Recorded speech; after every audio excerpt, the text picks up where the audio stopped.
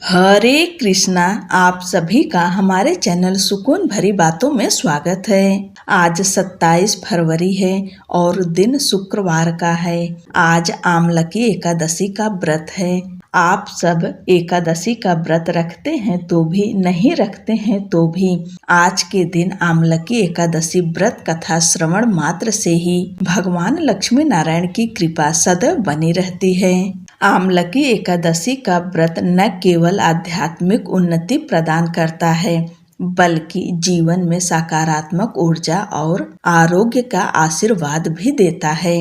मान्यता है कि इस दिन की गई सच्चे मन से उपासना व्यक्ति के जीवन से कष्टों को दूर कर उसे भगवान विष्णु की विशेष कृपा का पात्र बनाती है।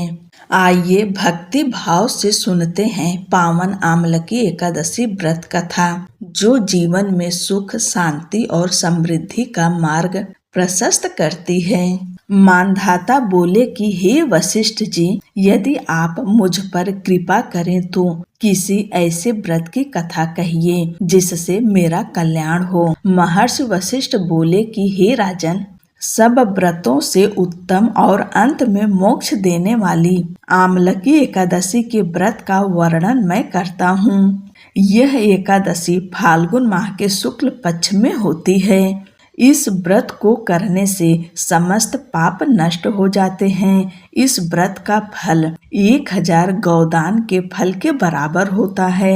अब मैं आपसे एक पौराणिक कथा कहता हूँ, आप ध्यान पूर्वक सुनिए।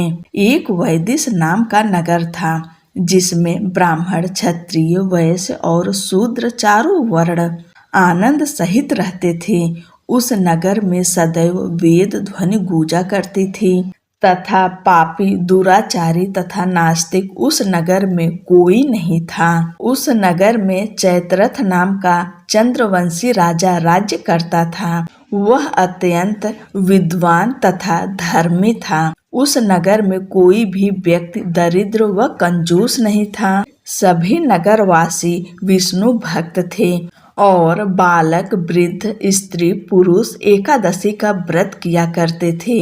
एक समय फाल्गुन मास के शुक्ल पक्ष की आमलकी एकादशी आई। उस दिन राजा, प्रजा तथा बाल, वृद्ध सबने हर्ष पूर्वक व्रत किया।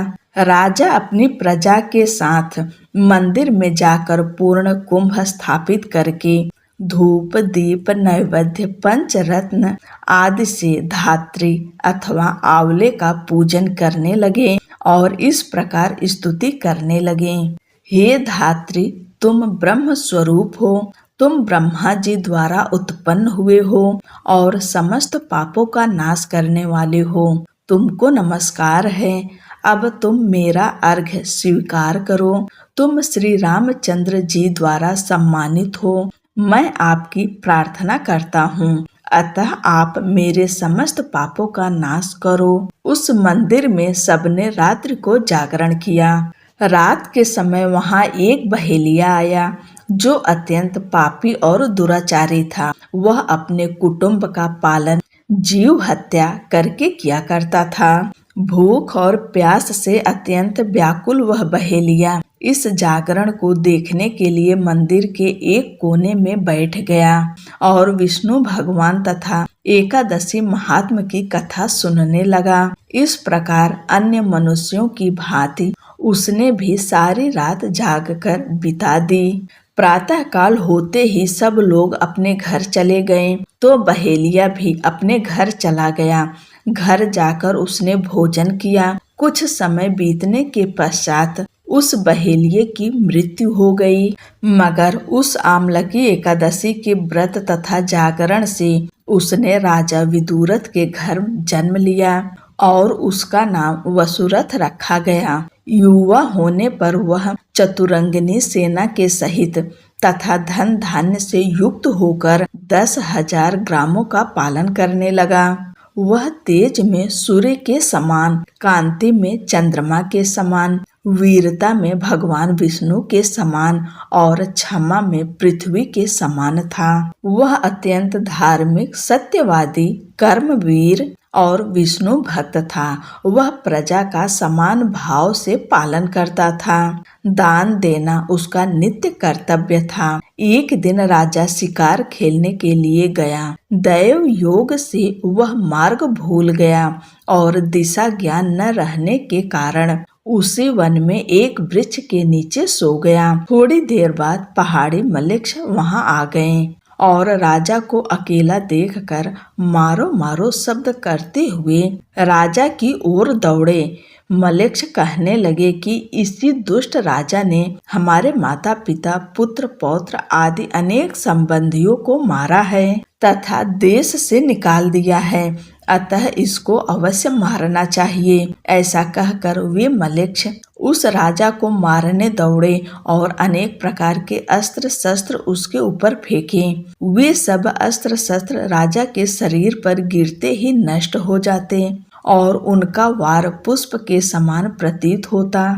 अब उन मलेच्छों के अस्त्र शस्त्र उल्टा उन्हीं पर प्रहार करने लगे, जिससे वे मूर्छित होकर गिरने लगे। उसी समय राजा के शरीर से एक दिव्य स्त्री उत्पन्न हुई। वह स्त्री अत्यंत सुंदर होते हुए भी उसकी भ्रुकुटी टेढ़ी थी। उसकी आंखों से लाल लाल अग्नि निकल रही थी, जिससे वह दूसरे काल के समान प्रतीत होती थी। वह स्त्री मलेच्छों को मारने दौड़ी और थोड़ी ही देर में उसने सब मलेच्छों को काल के गाल में पहुंचा दिया।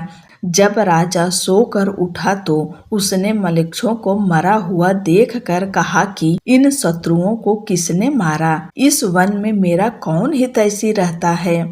वह ऐसा विचार कर ही रहा था कि आकाशवाणी हुई, हे राजा, इस संसार में विष्णु भगवान के अतिरिक्त कौन तेरी सहायता कर सकता है? इस आकाशवाणी को सुनकर राजा अपने राज्य में आ गया और सुख पूर्वक राज्य करने लगा। महर्षि वशिष्ठ जी बोले कि हे राजन, यह आमलकी एकादशी के व्रत का प्रभाव था। जो मनुष्य इस आमलकी एकादशी का व्रत करते हैं वे प्रत्येक कार्य में सफल होते हैं और अंत में विष्णु लोक को जाते हैं।